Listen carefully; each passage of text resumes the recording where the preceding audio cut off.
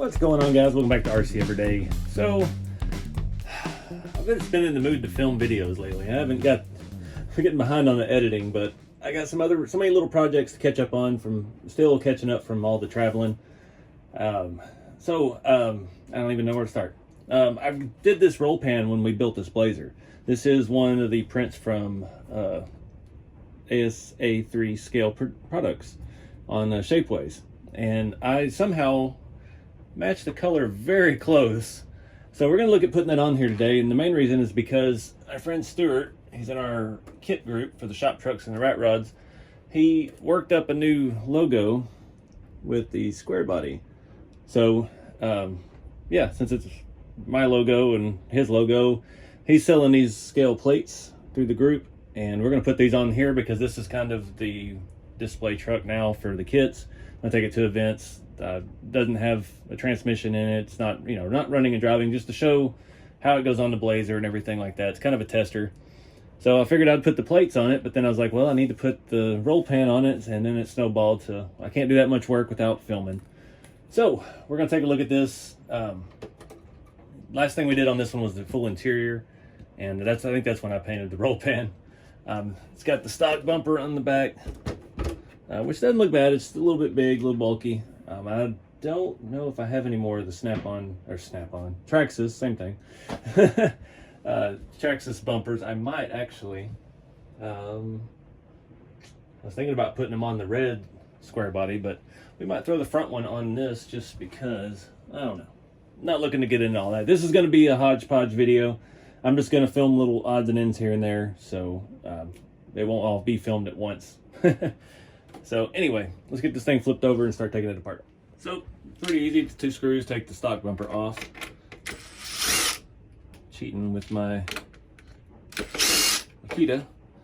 I've got so many of those stock bumpers sitting around. So this roll pan looks like it's made to just adhere inside of here. I don't know that I want to glue it. I think I'm going to cheat and use 2-sided tape.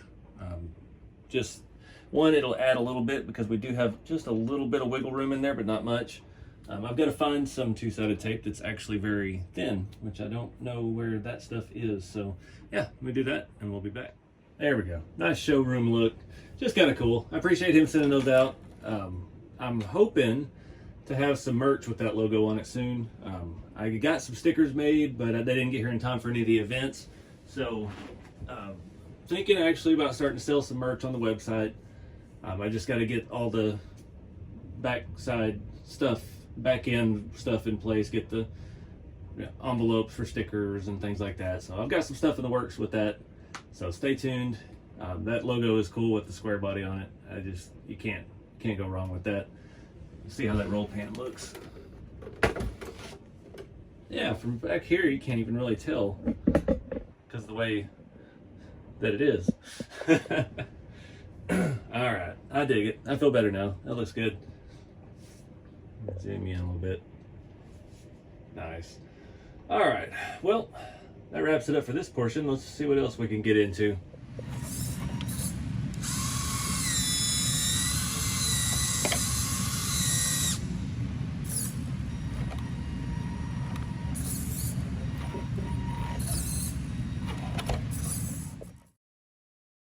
Back on the Element Ecto, the Hecto, the Recto, Rapto, whatever you want to call it.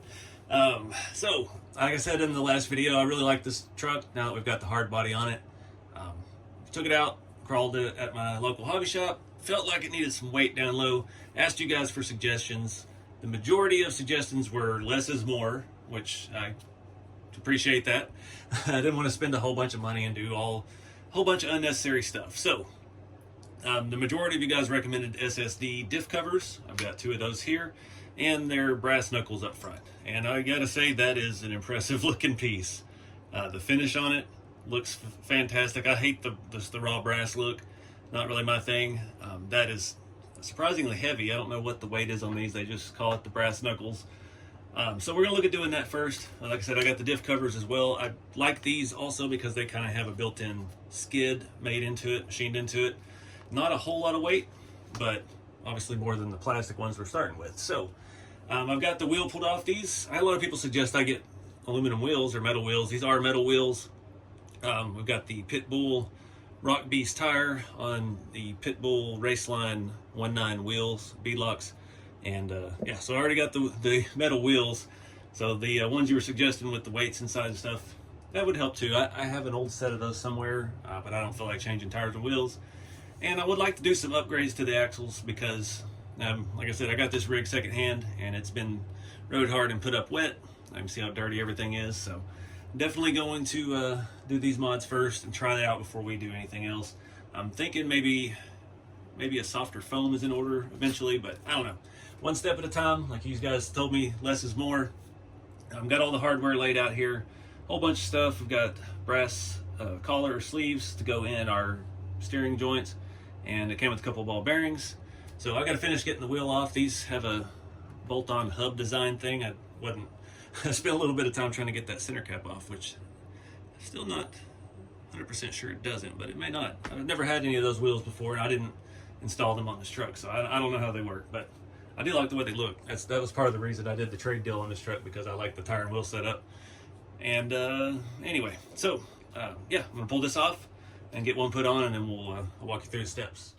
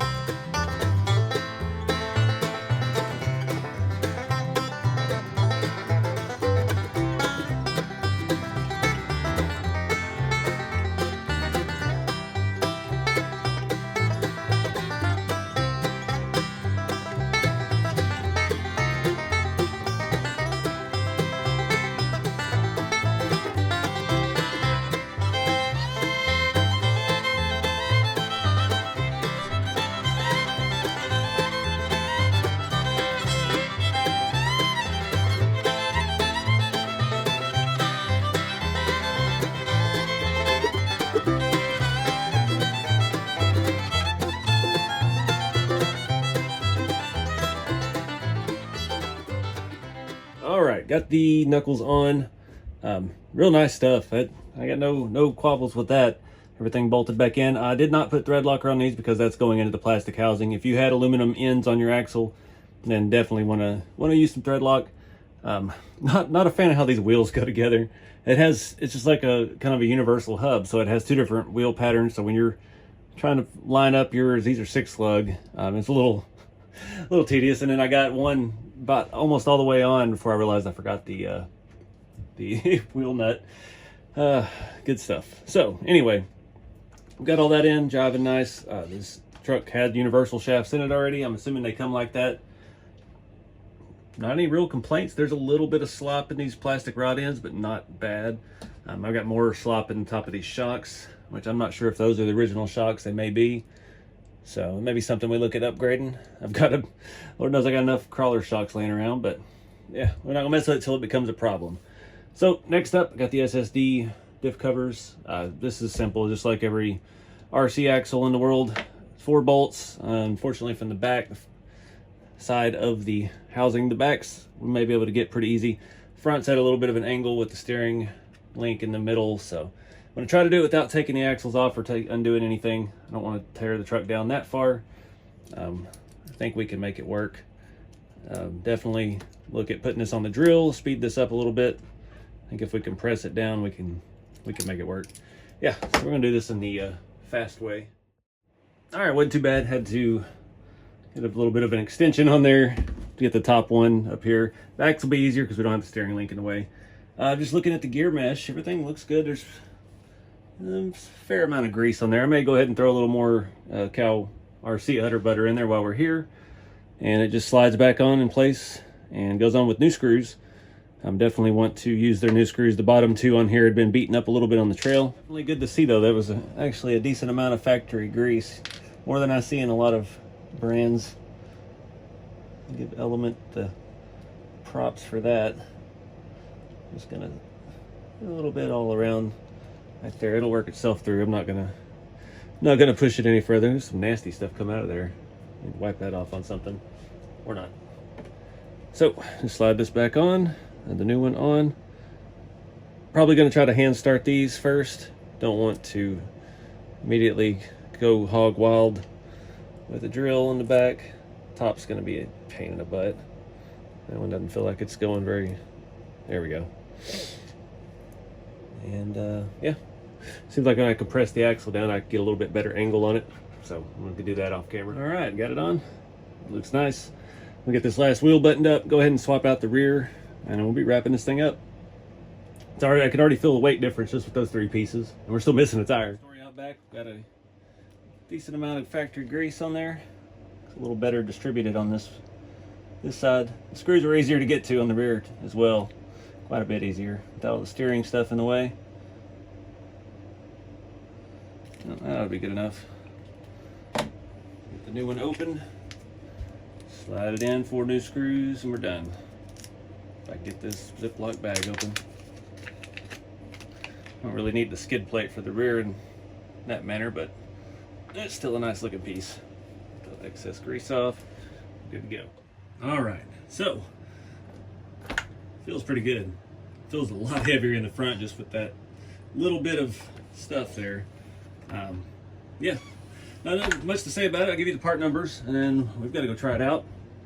So the brass diff covers, SSD 00367s, and those brass knuckles, SSD 00357. Oh, 367 and 357. That makes sense, they're right by each other.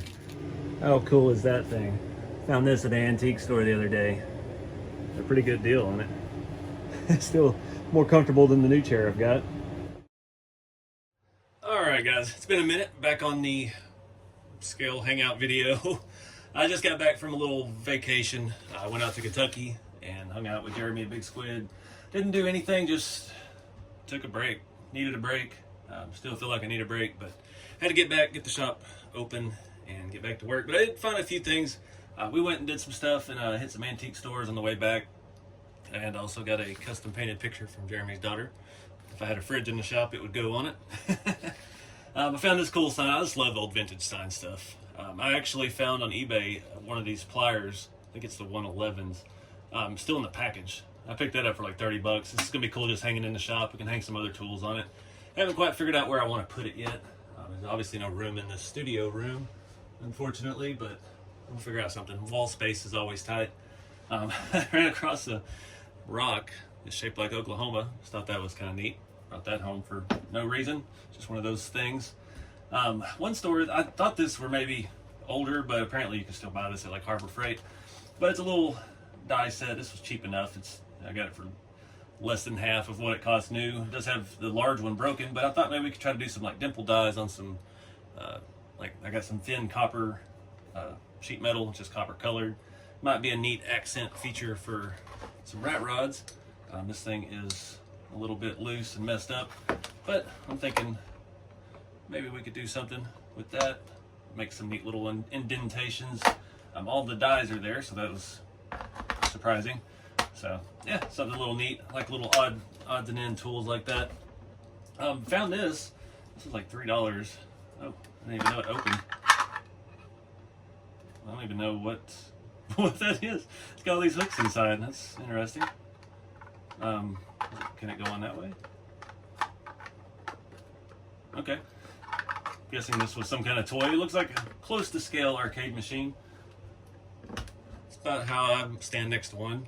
So, I don't know, we might do some stickers or something on it and try to make it look a little more like something. Be cool if we could find some like Mortal Kombat stickers or things like that, and just have it sitting in the back of one of the scale garages.